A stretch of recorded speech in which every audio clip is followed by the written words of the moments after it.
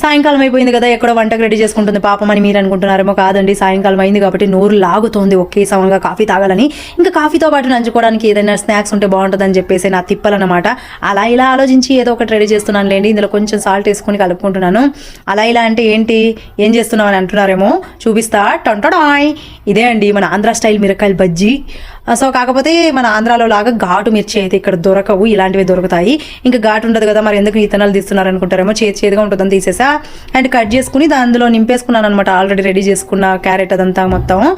ఇంకా పిండి రెడీ చేసేసుకుందాం అని చెప్పేసి ఇందులో కొంచెం కారం పొడి కూడా వేసుకున్నాను, కారంగా ఉండని అని చెప్పేసి. కొద్దిగా వంట సోడా, మనకి ఎంత థిక్నెస్ కావాలో అంత థిక్నెస్లో కలిపేసుకున్నా.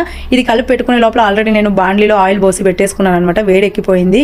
ఇంకా బజ్జీలు వేసేసి కట్ మిర్చి లాగా కట్ చేసుకున్నా. అందులో కూడా క్యారెట్ అంతా వేసుకున్నా. ఎలా ఉందో మీరు కూడా చేసుకుని టేస్ట్ చేసి కమెంట్లో అయితే చెప్పేసేయండి ఎలా ఉంటుందో అని చెప్పి.